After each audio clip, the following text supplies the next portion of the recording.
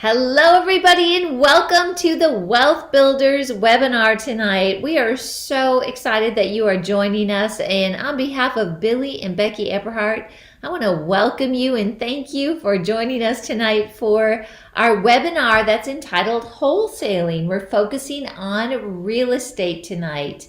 And I just want to introduce real quick our couple coaches that are on. Frank Pulley's going to be actually doing the teaching tonight. So Frank's saying hi to everybody. And then we've got Mike Davis as well. If you want to say hi, Mike, that'd be great. Glad to be here, Karen, and looking forward to this. This is going to be very informative to all the people that are in. They're going to love it.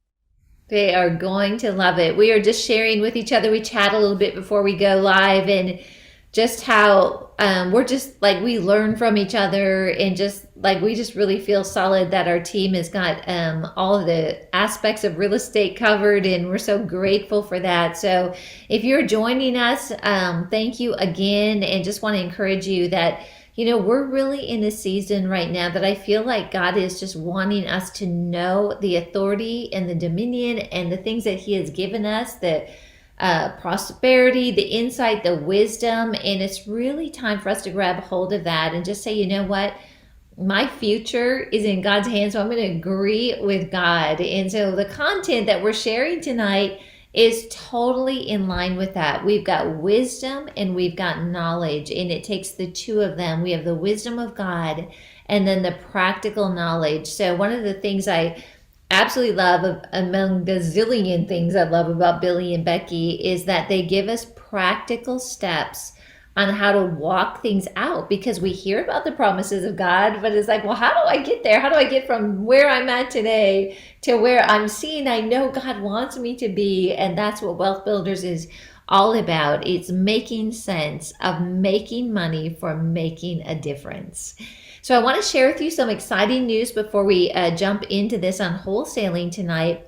Is that I'm very happy. Billy, on Monday, I was actually in the office, which was very fun in Denver, approved the live stream for the Wealth Builders Conference. And I know there's many people that maybe you're in a different country, and we had someone that couldn't get a visa to come over. They're like, I wanted to come, but I couldn't get my visa.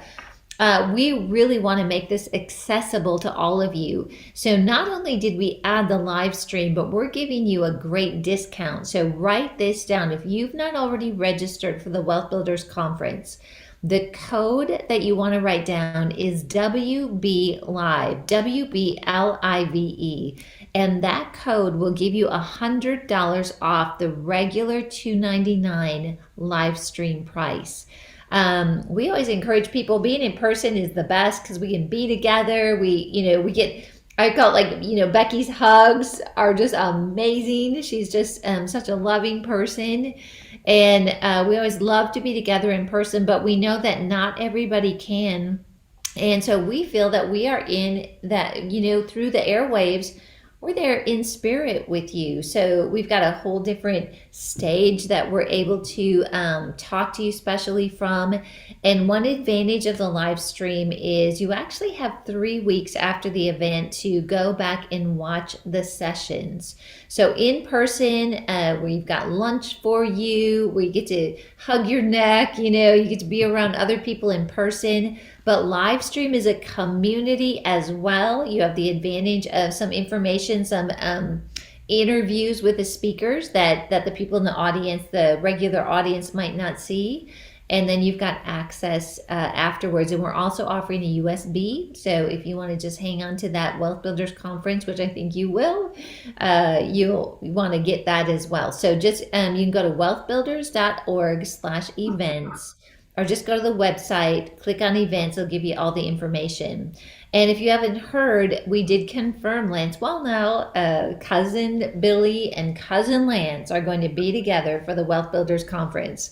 So we're really excited that he'll be joining us as well.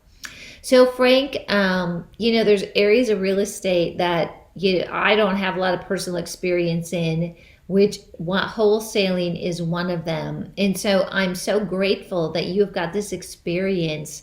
And this is a really viable way for people to enter the real estate market. And there's some nuances with it too. And so we're just so grateful. You're very experienced with it. And we want to learn all about wholesaling in real estate. So I'm going to go ahead and turn it over to you. Well, thank you, everybody. Let me go ahead and share my screen really quick.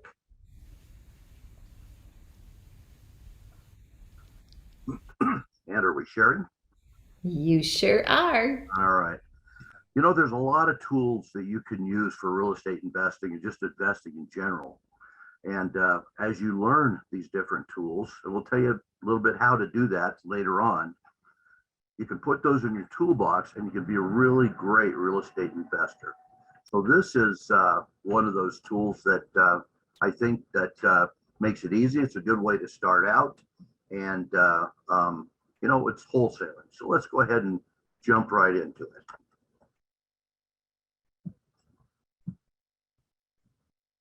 All right, so today we're going to cover what is a wholesale and why you should do it.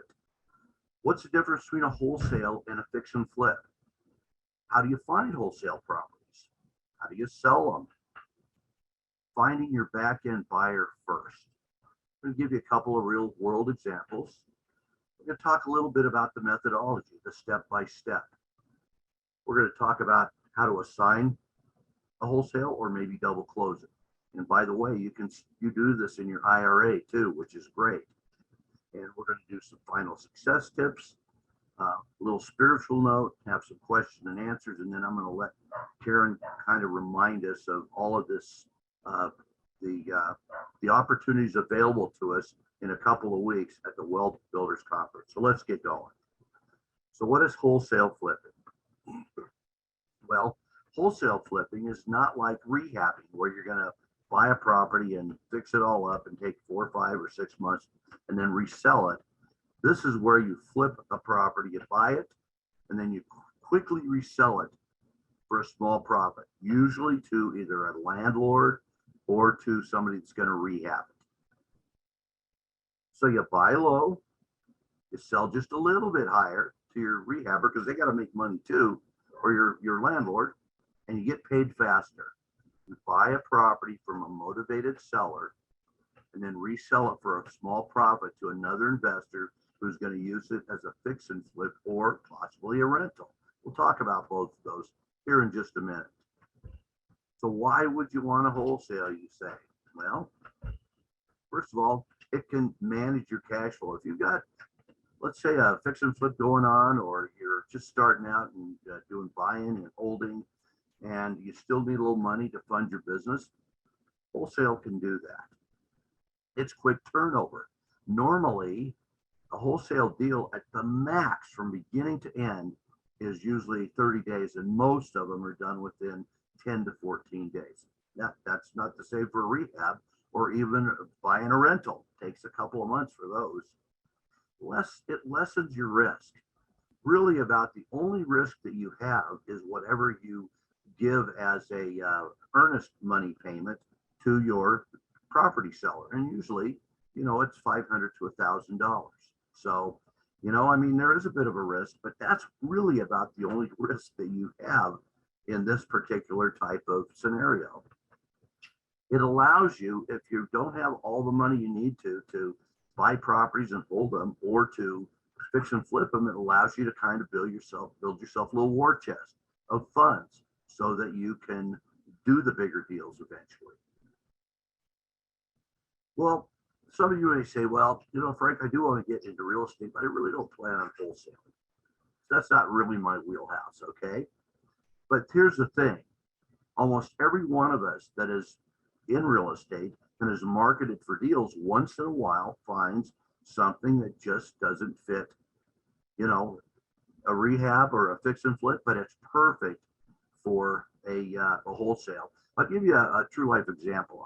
My wife and I were doing a whole bunch of rehabs down in Colorado Springs, and then we had the opportunity to buy a couple of properties up here. I'm in Centennial, Colorado, just south of Denver, and these were like 5 miles from our house, 2 of them. And we were at the time, we didn't have the wherewithal as far as enough contractors to be able to do these.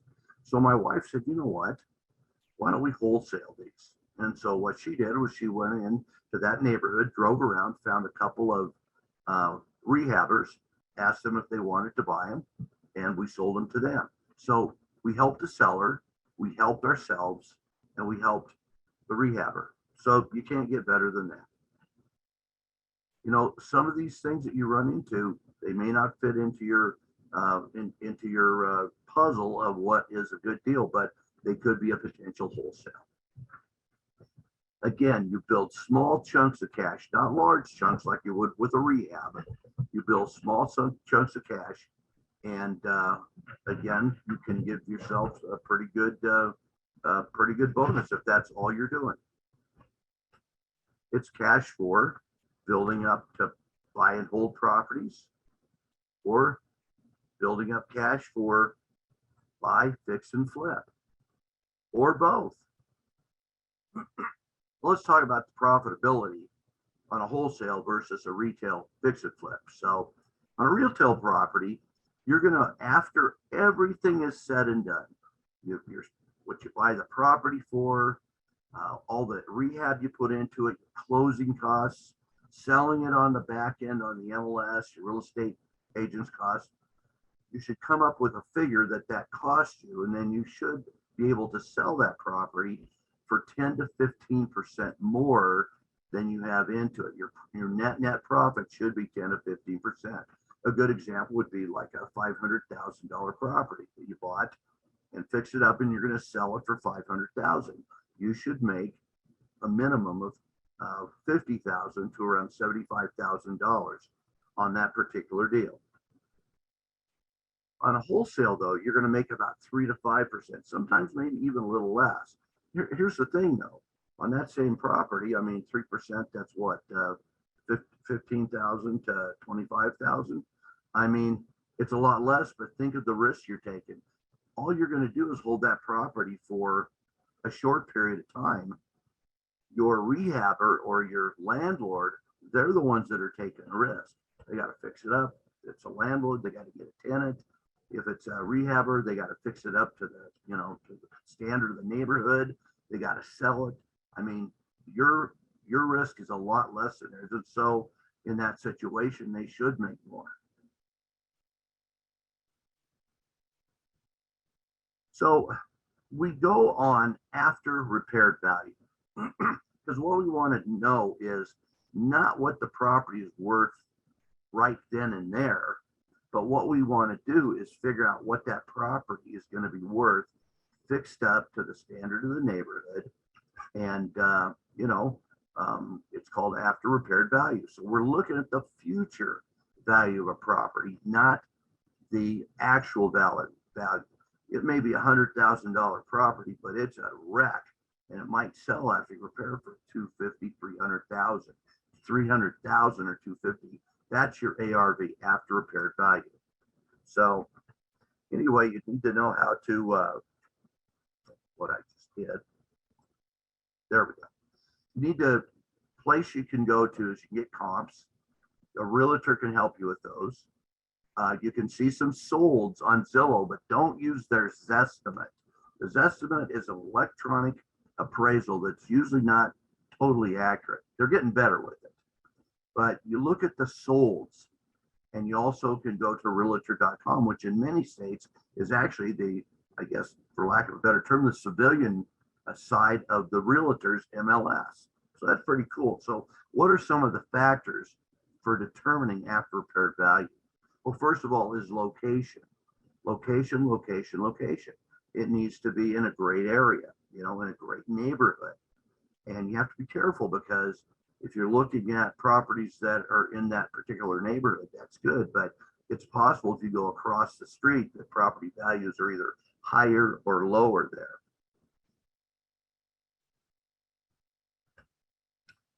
Age and condition. Again, if it's an older property and not in good condition, obviously, you're going to have to put more money into it. And so you're going to take that into consideration before you buy that property. Beds and baths. Try and pick properties that are similar in beds and baths. And kind of the sweet spot in real estate is a 3-1 or a 3-2. There's a pretty good difference between the price of a 2-1 and a 3-1. And after that, from a 3-1 to 4-1, not as much. But Again, you want a property that compares with other properties nearby with the same beds and baths and about the same age and condition. Again, square foot and price per square foot are things we use to calculate also. The model of the home. Again, you want to try and find a home or models that are similar to your type of the property you're looking at. For example, you know, like a biplex is basically kind of at the bottom of of the totem pole, whereas a ranch or even a two-story, they're kind of near the top, and even a tri-level. You want to try and find apples to apples, not apples and oranges if you can. You want to look at property values that were sold within 6 months or less. Last year is, as you know, with property values, that's history. Now, one little tip, if the market ever changes, if you notice that property values sold prices are going down in a particular area, that might be an area where the property values are starting to go down a little bit. So you could either stay away from that or ask for an extra discount on that property. You got to know what the standard of fix-up is for the neighborhood. Just because it's a fancy neighborhood doesn't necessarily mean that it's all granite or quartz countertops. A good way to do this is to attend a couple of open houses in your area and kind of look at what other rehabbers have fixed up the properties too. Or if you're a landlord, look at what some of these rentals, what they look like inside. Do I need a license to wholesale properties? That's a great question. And a couple of years ago, I said absolutely not. And typically it is no. In most states, if you have what's called an equitable interest in the property, and you do have that whenever you sign a contract with the seller, by the way, you have equitable interest. And so you can do something with that property. You don't need a license for conveying a property in which you have an equitable interest, but you want to check your local and state regulations. I know that Oklahoma, the real estate organization there kind of put the kibosh on wholesales in Oklahoma. I think it was Illinois. You can do one per year. So you want to check this out and make sure that you're legal. So how do we find these puppies? Well, first of all, if you got a realtor friend, MLS, some of the older expired listings, people might want to sell for a bit of a discount. Drive for dollars, which means we drive around in our area or the area we call them farm areas that we want to look at properties for investment. We drive around, we look for properties that are, you know, vacant, they are unkempt. They just look like they need a little TLC. Or you can also look for, you know, for sale and rent, things like that. Now, websites, you can also look at, if you want to see what other wholesalers in your area are getting, you can, for example, here I could put on Google, wholesale properties, Denver, Colorado, and I can sign up for a number of websites. Now, you got to use caution on that because some of these guys are in it for the one-time shot. They'll sell you a wholesale property, which is good for them, but it's not so good for you. It won't allow you to do rehabbing or landlording or anything else like that. So you got to use caution, and it's all, you know, we can all figure that with formulas and numbers. The We Buy Houses signs, again, those are people that may have something they can't do anything with. They can also be a good customer of yours, by the way, which we'll talk about in a couple of minutes. Referrals. Referrals are always the best. If you find somebody that, you know, that knows somebody that knows you or knows a friend of a friend, and they just need to get out of their property, they're having problems with it, and they just need a solution to sell quick, well, referrals are the best thing to do because, again, there's kind of that trust factor that's already built in with a referral. Your local RIA, which is your real estate investing association. Even though you may be a seasoned investor, you really should join your local RIA. because you're going to meet other like-minded people there. You're going to learn a few things. You're also going to find out who's wholesaling properties, and possibly you can either buy or sell wholesale properties at these events. Craigslist. Craigslist, again, may provide some leads. You got to dig. And sometimes, as I mentioned before, with your general marketing, you might find something that just doesn't fit what you want to do with it, but it really works as a wholesale.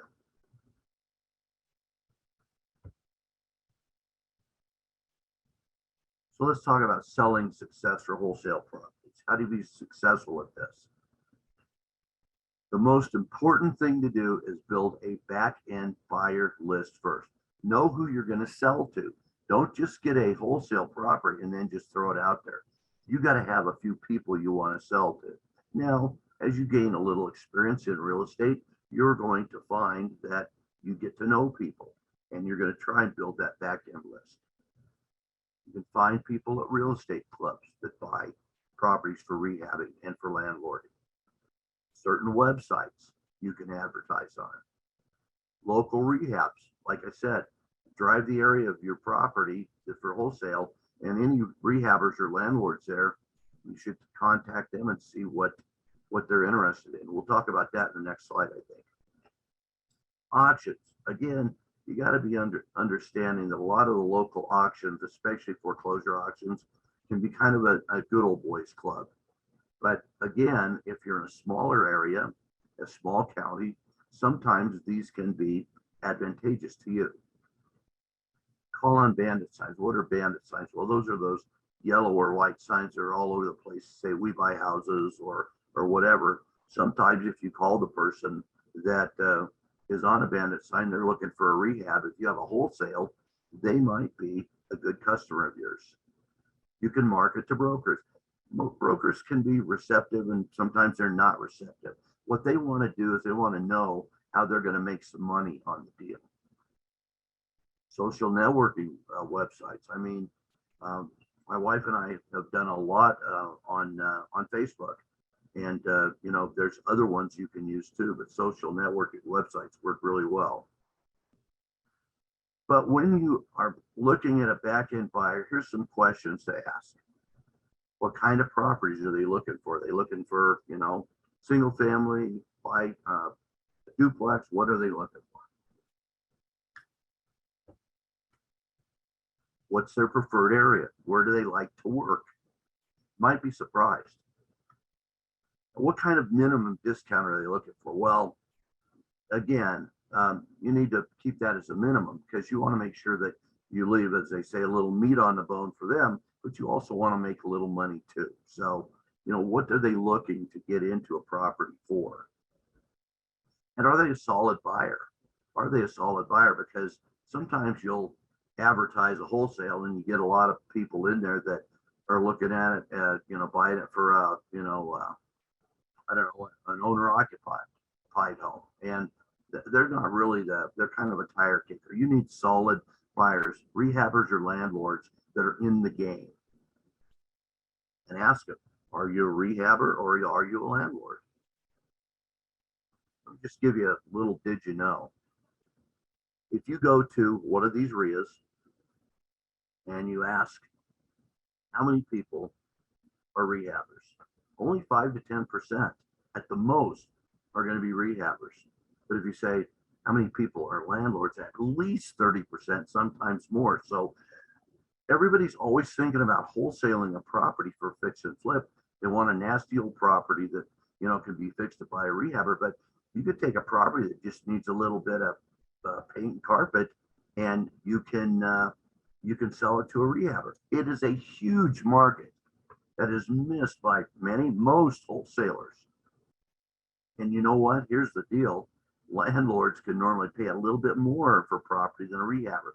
They don't have to put as much money into it, and they can get that baby up and running in a month or two, and they can start getting it generating cash. So they can normally pay a little bit more for that. Again, we have formulas on which we got to do that. We don't have time to discuss those tonight, and I'm sorry about that. So I'll give you a couple of real world examples. Bill Bronchick and I, we were working with this gentleman, and he had a property that he wanted to sell us as a wholesale.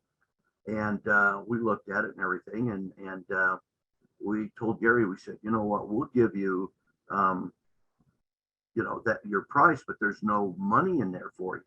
You really need to go back. We said, what do you want for a property? He said, well, I'd like $6,000 for it. He said, well, you're going to have to go back to the lender and see if they're going to discount it. There's a seller, and see if they're going to discount it another $6,000.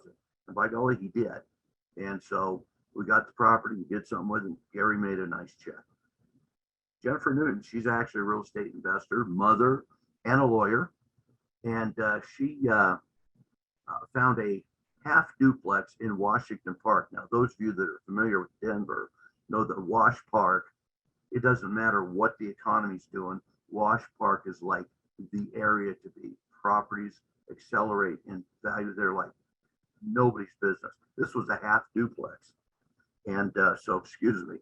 So what we ended up doing was Bill bought the property, brought in a contractor as his partner, and Jen got a nice $5,700 profit. So, and now with property values being a little more, these profits are actually quite a bit more for wholesalers than they used to be. So the big question is, how do I wholesale? Well, I'm going to tell you. Here's the preferred methodology. First of all, you find a deal of a property from a motivated seller. They got to be motivated. If they're somebody that doesn't either sell their property right away, they'll probably fix it up and either list it for sale by owner or sell it on the MLS. You need somebody that, is having some issues. I've had people that I've helped that, for example, I had one lady that she wanted to retire and just get rid of the property. It was owned free and clear. We struck a good deal on that. I had another lady that one of her kids had some legal issues, and this was an extra house that she had, and she wanted to cash that in, and she needed the money quickly, and so she wanted the money to be able to pay for his legal costs. I've had people with health issues, things like that. I'm not taking advantage of them. I give them a fair price, and they get some money on that, but they've got to be motivated, okay? And the good thing is you can help somebody, you can make a little money for yourself and for the kingdom, hopefully, and then you can sell it to somebody that's going to either rent it out and help people or rehab it and help the market also. Now, you got to determine on the deal if it's a deal for your end buyer. And you got to make sure you add in whatever your fee is going to be. So, okay. Then you put the property under contract with the seller. Remember, we got to have a contract to have that equitable interest. You got to be honest about what you plan on doing with the property. Don't lie to your seller. Tell them you're going to find somebody else that, is going to fix it up and rent it out or rehab it, and you're going to resell it to them. Most people that want it, that are motivated, they have no problem with that. Then show the property to prospective customers or talk about it at a RIA meeting or put it out on several of the venues that I told you that you could, the media that you could use for advertising properties. Now, the nice thing about this is that once you get that, you can actually assign that contract to your end buyer for a fee. But make sure that whatever your contract price plus your fee still makes it a deal for your end buyer. So how does that work? Okay. Your end buyer is going to close on that property, by the way, not you. So a lot of contracts will say and or assigned. So what does that mean? Well, it means if you have a contract and you assign that contract to somebody else, they've basically taken over the contract. All right. Now, it works whenever a contract doesn't specifically prohibit it. So if you're going to use just a little 2-page buy and sell contract, works great. However, in many states, the realtor contracts, and if it's a realtor involved, they have to use that contract prohibits that specifically, so you can't really use and or signs, but it's a really easy way to do it. And if you don't have a realtor involved, it works really well. But be upfront and honest with your seller. I can't emphasize that enough. So selling success. First of all, limit the showing time and inspection for end buyers. All right. When I put a property under contract with seller, I like to have about 10 days for my inspection, because I want to make sure everything's copacetic with it. But for my end buyers, I'm going to maybe keep it 2 to 3 days. And the same thing with showings. What I used to do when, again, I live in Centennial, about 60 or 70 miles away from Colorado Springs. And whenever we found a wholesale down there, what I did was my wife and I did a great job of building a back end buyer list. So what we would do is we had a wholesale, we would schedule showings during the week, because most people that are investors can take the week, time during a week off. And we would schedule showings with maybe 15 or 20-minute spaces. Now, the good news is people were able to get in there, investors, and look at the property without a lot of people in there. However, they would always run into another investor, which gave them a little bit of that, urgency, so to speak. And we actually did real well with that, but you got to have solid buyers. All right. You got to market hard. Whatever it takes to sell the property or to at least assign it over to another investor. Make up a great flyer. Going to talk about that in a minute. And get a non-refundable cash deposit from your end buyer up front. If they decide they want to do the contract, get enough at least that covers your earnest money with your original seller, so that if it all falls down, you can at least go back to the original seller and say, I'm sorry this didn't work. I've mentioned that to you before. Here's you're going to get my earnest money. So that at least covers your earnest money. We try not to do these where they don't work, though. You're going to look at deals that have a good chance of success. So great flyers sell. This one was done particularly well. Not a great picture, but this one showed this was a property that actually would work as a fix-up or a rental. So up here you have, some pictures. I would do a lot more pictures and maybe even have a link to a YouTube video of the place, or even some more pictures. It's got the address, it's got the price, it's got the ARV, a little bit about the house, talks about some of the information for fix-up, talks about for rental, lists some comps, okay, and then it talks about how to get a video tour or whatever. Then it lists repairs. Now, some wholesalers are going to do this with you, but the unscrupulous ones, they do what I call repair light and ARV heavy. So they make the ARV a lot better than it should be, and they make the repair list a lot less than it should be. You need to be into this, you guys. If you're going to do this, not the one-time shot. You want a list of customers that keeps coming back to you. So if I had to take a little less for a property from a really great customer to make a deal work, because I knew they were coming back, then I would do that. Not going to give it away, but make sure you're honest with your repairs. Make sure you're honest with your comps. And then, maybe they will use a hard money lender, and we've got Joe Lakebreaker and Tony the Nose. Just kind of a joke there. By the way, if anybody gets into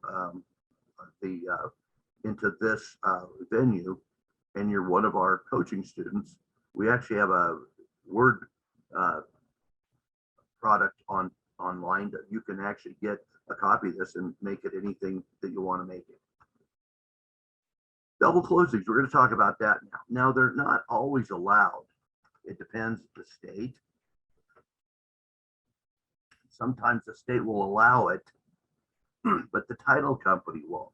And sometimes there's some regulations on time between closings, especially if you're dealing with something off the MLS.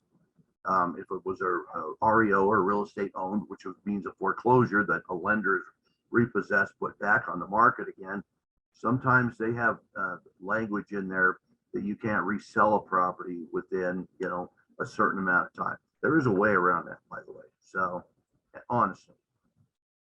So let's talk about a double closing. So again, they're not always allowed. It depends on the state and the title company, but it's called a dry double closing. That's kind of cool. They're not as common as they used to be, but you could still do them. It uses the profits from the second transaction to fund the first by escrowing the funds for both transactions until both closings are complete. Because actually, I've done this before where you can actually close on this property and the funds are escrowed. And let's say in this property, you need to come up with, $25,000. So they take this 30,000, they fund that, and then you get the remainder, which is 5,000 bucks. Usually it's quite a bit more than that, but again, that's called a dry double closing. A wet double closing, we don't use these as much because again, you have to buy it, paying closing costs, etc., and then you're going to have to actually get some transactional cash to be able to buy it again and sell it to your end buyer. And so if you've got two separate closings, that's pretty much going to eat up your profit. And transactional funding, unless you're making a lot of money on a wholesale, which has happened before, transactional funding can cost you 2 or 3% of the final selling price of the house. Now, there's one called the Assignable Llc Method, and it's a little bit, and I don't expect you guys to understand it. I just want you to know that it is available, and it's totally ethical and honest, but it's all more complex. You can use this when you can't assign a contract on a property, and maybe there's some time and limitations between when you can buy and resell a property. So what you do is you form a disposable LLC to make your offer. Now, if you're in California, if you're not making a ton of money off of this probably wouldn't work really well for you. The other methods would, because an LLC in California is $800 a year. Here in Colorado, we can form LLC for around 50 bucks, as you can in most states, 50 to 150 bucks. So you make that offer in the name of your LLC. Okay. And then basically what you do is you sell or assign your LLC that has the property that you have under contract to another investor. That end buyer buys that LLC from you with the property in it. Is that confusing enough? Let's take a look. All right. So you go ahead and you buy a property from a motivated seller, but you buy it in the name of your LLC. You find a back-end buyer. You say, hey, I've got this LLC with this property in it. I would like to sell you my LLC. So you make arrangements for them to buy the LLC. The property just happens to be part of the LLC. They go ahead and get that, they get title, and then they go ahead and close on the property. A little more complex, but it works. You can also use your Roth IRA. You can use actually any IRA. But for an IRA, if you're going to invest in real estate, you need an IRA custodian. So there are many out there. The contract is going to be in your IRA name, not your name personally or an LLC. You can assign or double close these depending on circumstances. Money that goes into an IRA for the most part is tax-free.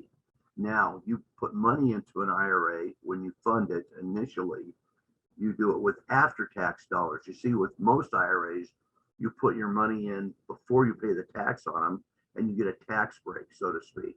With a Roth IRA, you go ahead and pay the taxes already. It goes into your Roth, and any money earned in there is tax-free. Pretty slick.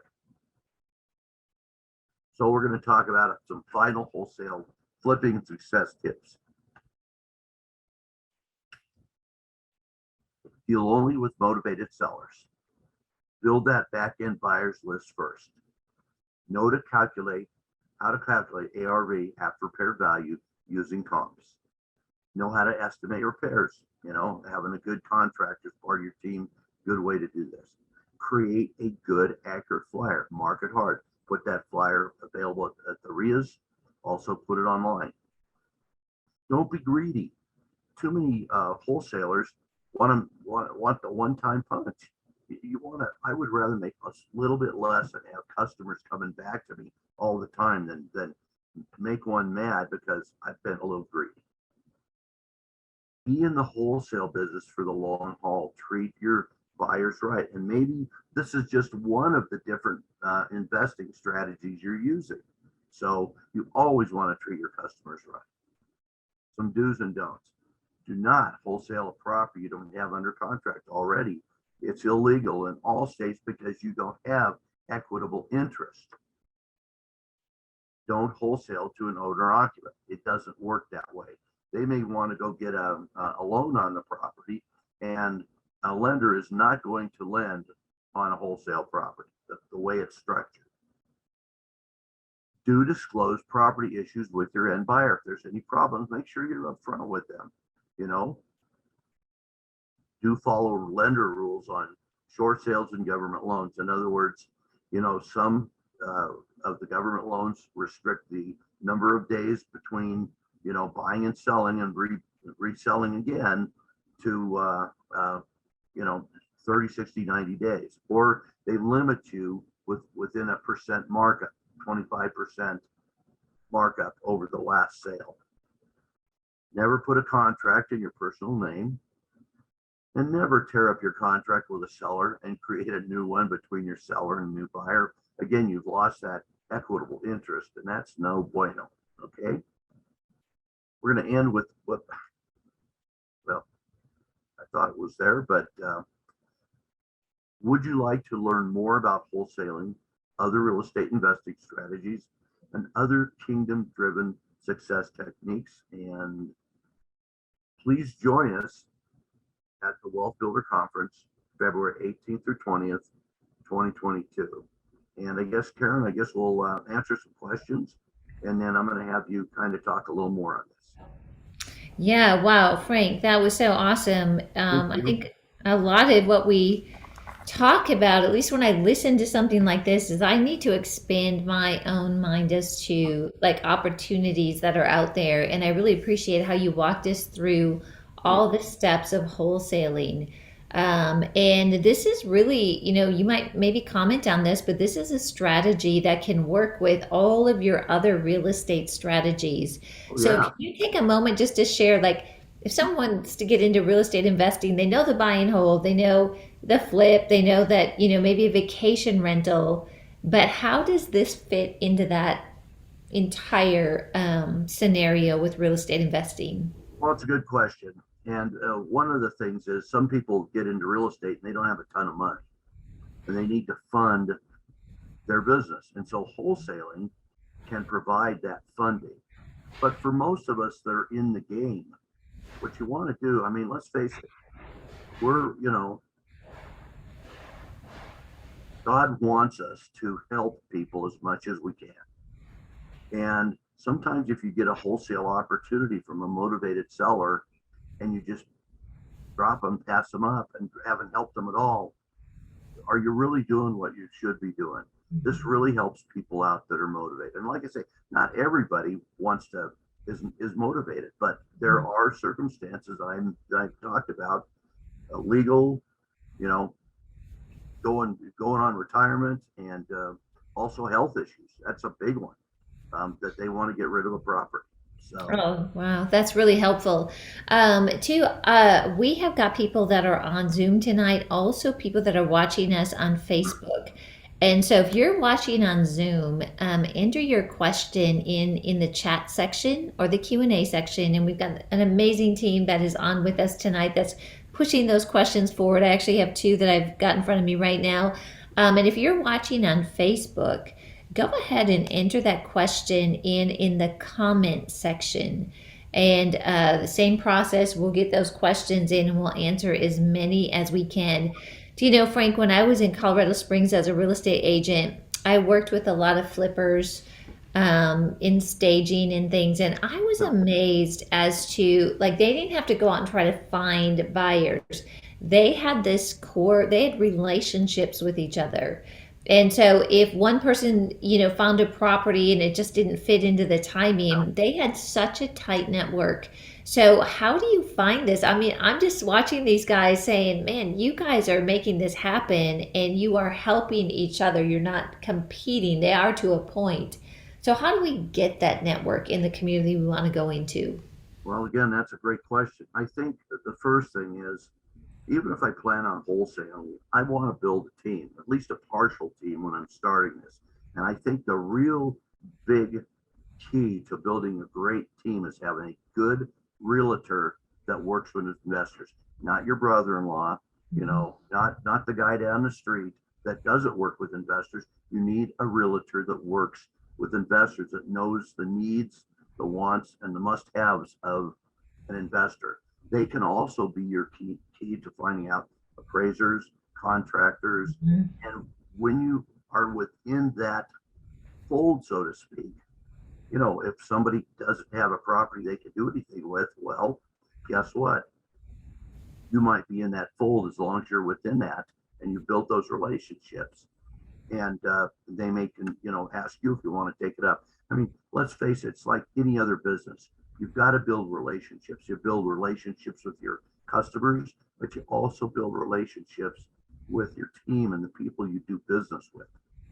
Awesome. That's great. All right. I've got several questions here. And so, Mike, I just want you to be ready to just pop in here and contribute on any of these.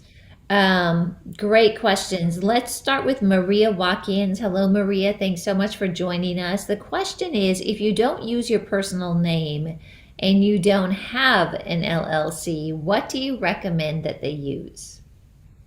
Well, honestly, in most states, if you go on YouTube and say, how do I form an LLC in Illinois, step by step, it's going to show you how to do that.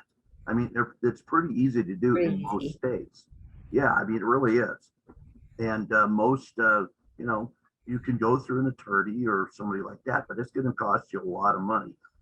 It's gonna take pretty much your profit away when you do something like that.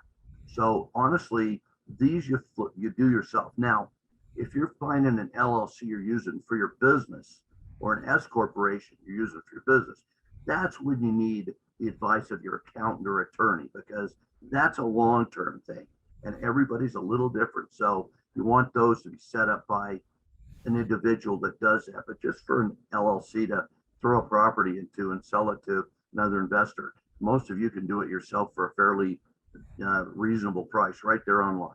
Just Google it. Absolutely. Or if they're part of the coaching group that Absolutely. actually Bill Bronchek Absolutely. services come with that. Absolutely. They do. So you All betcha. right. Very good. Next question. This is from Michael Sawyer. Hi, Michael. Thanks for joining us. Michael Sawyer Sr.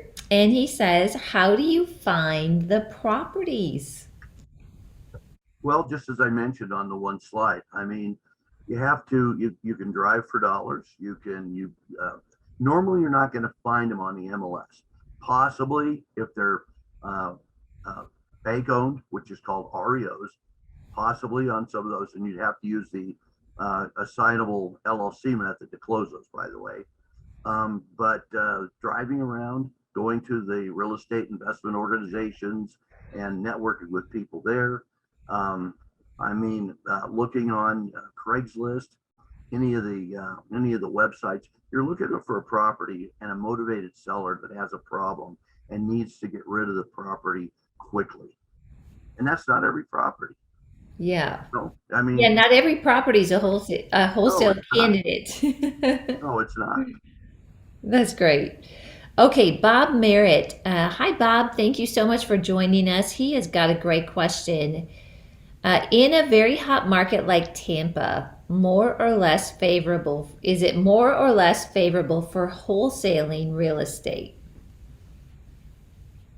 Well, it depends. Once again, I don't know that really matters. What you're looking for is people that need to get rid of their property quickly.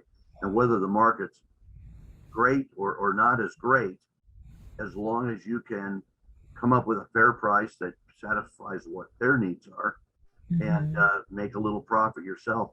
It doesn't really matter because it's a little niche. There's a lot more. There are more of those out there than one thinks, but it's a little niche that I think really doesn't depend on the market so much as what what you can get it for and what you can resell it for. That's great. And this is a question from Charlie and Jill. Hello, Charlie and Jill. And by the way, they're Charlie and Jill. If you guys don't know, they do praise and worship for all of Andrew's conferences, and they are going to be joining us for praise and worship at this conference. So we're so excited, and I had the opportunity to visit with them the other day. We're so glad that you're on. And this question's really good. Does this strategy work in today's market? A good deal seems to be non-existent these days. And I'm going to start with you, Mike, on this because you've got a revelation on this, and then I'm going to have Frank comment too. I think you can make the good deals. And, as Christians, we have to, first of all, believe that the Holy Ghost leads us and guides us into all truth and shows us things to come, and believe that houses will come to us. And I think there's times in business that if we do rely upon our own wisdom, but I believe also that you have to believe that God's going to give you wisdom. And Karen, you are a great example of this in this hot market. You've been buying all of your homes in this hot market. So if you look on the surface and you just look at it and you say, man, the deals aren't there. Well, that's when you have to start peeling the onion. And once you start peeling the onion, and you'll start finding those gems. And we've had so many testimonies of our coaching clients, Karen, that they find it here in Indiana, and they find it here in Pueblo. They find it in the small communities. But I think the biggest thing is to probably stay away from the large cities. Look at the communities around 250,000 and below for the population. And I believe there's nuggets. There's going to be more nuggets. I believe you can find a nugget even in the city of Denver. But my point is that if you look at 250,000 and less in that population, you're going to have more opportunity. That is awesome. Frank, can you comment on that too? That was really good, Mike. I mean, really, the only thing I have to add to that is, these properties, nobody's going to go say, hey, I have a property I want you to wholesale. These are, these usually are properties that are under the radar. You're probably not going to find them on the MLS unless it's an expired listing or it's a real old listing. But there are other ways of finding those. One of the things we do is I've used a mailing campaign to find some of those because, again, I don't mail to MLS properties. I mail to people that I think may have an issue and need to sell their property quickly. Yeah, that's really good. And I would just say too, I can't stress enough how important it is to establish relationships in the areas that you're investing. We are in both of the areas that we're in are fairly small communities, and we really have gone in, we know what our niche is, we know what our vision is in the properties. And we knew right away we needed to establish relationships. And it's pretty shocking how tight-knit some of these communities are. And so you'll be able to find some deals in there just through your relationships. And it's not through I'm going to use this person to, it's not that. It's I'm part of this community. God's called me here. I want to contribute. I want to help this community thrive. And it's in that, with that heart, that relationships come and some of these opportunities come about in that way. So I just want to encourage people. It's not like you have to be, as Andrew says, the sharpest knife in the drawer, okay? You lean into God, you get the knowledge that we're talking about, and you apply it. Okay, this is a great question from Charlotte Yarborough, and I'll be able to answer this for you, Charlotte. Thank you for joining us. You said this is all new to me, terminology and everything. Will the online university start at the very beginning? It absolutely will. And I'll tell you, to me, the Wealth Builders University, wbuniversity.online, is we're not trying to keep it a secret. We've just been building a new website to roll it out. So it's really looking good, and we are ready now. It is absolutely amazing.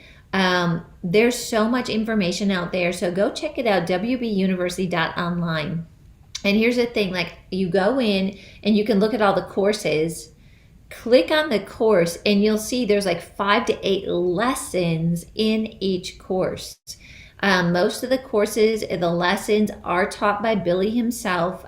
We definitely contribute in areas of expertise, but it does take you from start to finish. And those fundamentals, that understanding, real estate's been around a long time. There's a lot of history. It's kind of like one of those things where, you don't just have something new every year happen in real estate. There's tried and true methods, tried and true ratios, and Billy walks you through that. So wbuniversity.online. Also, Natasha. Hello, Natasha Bolton. Thanks for joining us. She said, can we get an email of this recording? And you absolutely can. One of the things that Gabriella does, who is one of our amazing team members, we've got Carolyn on, we've got Hannah on, and Alana on, is we send this out to you because you'll want to maybe rewatch it, maybe you missed some of it. So if you signed up, which you did if you're watching on Zoom, you will get an email with a link to this. And then Catherine says, is there a schedule for the upcoming Wealth Conference, please? There is a schedule that is out on the website. So if you go to wealthbuilders.org, you click on events, and then you click on to register for the event. We've got the shell of the schedule. What we don't have is all the details of what's happening in each hour for you. The reason for that is that we really want to hear, like, we get together and Billy is like really in tune with Holy Spirit, and so he wants to make sure that things flow well together. So we don't want to make a decision on something and then change it right before. But I will tell you in general that Friday night we have got Billy that is going to be kicking it off and teaching. Saturday morning it will be Billy and a couple other of us will be speaking. The afternoon is filled with workshops. There's 3 tracks that are going to happen. There's a business track, a real estate track, and an investment track. And there are 4 workshops in each track. I know, it's like, oh my goodness, how many is that? That's 16 workshops. Can you believe it? So you will choose what workshop you want to attend. If you're watching online, we've got one main stage that we will be showing. So you will have access to the workshops that are on the main stage. And then you can get the entire conference. You can buy the USB, which if you're going to attend, I would say do it now because we're giving you a really good deal on it. And then along with that, there's like PowerPoints and templates and things. So that will give you an idea. Then Sunday morning, we have got, unless, Lance is coming in Saturday night. We may see him Saturday night, but we've got him scheduled Sunday morning. And so, Saturday night's going to be Billy and probably his son Brant speaking. Sunday morning, a lot of that morning's going to be Lance. So that just gives you an idea in general. And when you arrive or when you get online, we'll have a little bit more detail for you on the schedule. But I'm telling you, it is all going to be good. So that is a very, very good question. All right. This is from Nicole. And she says this: if you're in an area that is high end and someone wants to sell 5 acres of land for $1 million, is this good for wholesaling or is it just for homes? And so, Frank, I know there's all sorts of things you need to know about this, but I'm going to just toss that to you. Yeah, there's a lot to vacant land. If you're going to wholesale it to somebody, that's going to put a whole bunch of properties on there, then, if it doesn't have sewer and electrical and everything else, and streets, that's a huge amount of money. What you need to do is kind of maybe find an end buyer or end buyers first, find out what they're looking for. And honestly, vacant land, or it can be lucrative in wholesale, but man, you have to really, really, really, really dig to get what that value is on the end, and then kind of figure out what you can sell it for so that your end buyer still makes a profit. That's great. And then we've got a question. I'm going to ask the team to post this because I don't know offhand, but Rose is asking how much the USB is. I know that there's a price with the ticket and there's a price without the ticket. So I'm going to ask maybe Gabrielle, if you wouldn't mind just posting that information in the chat. That would be awesome. Otherwise, you can go to, as I mentioned, wealthbuilders.org, go to the event page, and that option is there for you. And let's see here, we've got a question from Glenda, who is asking, what books can you recommend? And so I'll comment on this. I mean, the obvious one is Billy Epperhart has got a book called Strategic Real Estate Investing. And, I personally think Billy is the best out there. So I would totally recommend that. If you're at a place where you just need to have a mind shift of like, this is all new to you, like what? God wants me to have passive income and need to understand. Rich Dad, Poor Dad is a book that we actually assign to the business school students at Charis Bible College. But Mike, do you have a book or two that you might recommend to people? Money Mastery. I mean, that's it's a really good book. By Billy. Yeah, that's a good one. And the book that you're saying, the real estate, actually, Billy has a real estate workbook that's a whole course.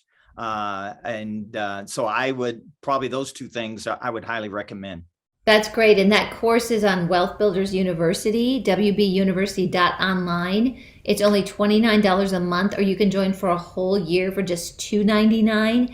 And you have access to mastermind calls with several experts, and us coaches are on there as well, where we cover different topics. And that's private to just people that are part of WealthBuilders University, and we've got Q&A. So it's the best deal in town. Frank, do you have a book or two that you'd recommend? Well, I mean, I really like The E-Myth by Michael Gerber. Oh, good one. Yeah, and it's easy reading, and it really talks about, even if you just plan on being in your business for a few years or whatever, how you should set your business up with systems so that you're not a slave to your business. And how, if you build it right, it's possible you could either turn it over to your heirs and it's a successful business that they can keep running if the systems are right, or possibly sell it. Or if you decide not to do that and disband it, you still got a heck of a business, a business running during the time. That's awesome. And my mind is Think and Be Rich. Grow Rich. Think and Grow Rich. Grow Rich, yeah, by Napoleon Hill. That thing was written in the 30s. And I'm telling you, it still is, it still works. Mm-hmm. I mean, the methods and stuff.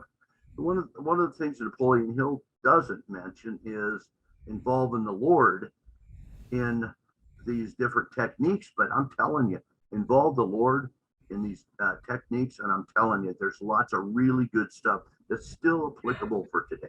It sure is. Okay, great. Thank you. All right. So thank you so much, team. The USB is $200 with a conference ticket. It includes all the conference videos, PowerPoints, and audio from the event. So that answers that question. Petrus, you're wondering about the slides of the teaching of wholesale. You will get the link to tonight, so you'll be able to see those slides again in that recording. And then Cheryl is wondering how to start a wholesaler in California. And Cheryl, we have a coaching client that is in California doing wholesaling, but that's like way too much to be able to answer on a call like tonight. So, but that would be great for being in our coaching program, because we would love to help you with that. But also, the training that you receive in WealthBuilders University will go into some detail on that and be very, very helpful. So Cheryl, thanks so much for your question and for joining us. All right, so we're just going to wrap it up here again. On behalf of Billy and Becky Epperhart, they just love and appreciate you so much. We're so glad that you're part of Wealth Builders. If you want to attend the live stream, you can use the code WBLIVE. It's a $299 value that you can get for $199. So take advantage of that. Let your friends and family know. Frank, thank you so much. That was amazing tonight. Mike, thank you so much. Always so good to have you on here. And thank all of you, our team. Such a blessing. Thanks all of you for attending. And we would love to see you at the Wealth Builders Conference. Come up and say hi to us. We're going to be there running around, and would just love to connect with you and encourage you.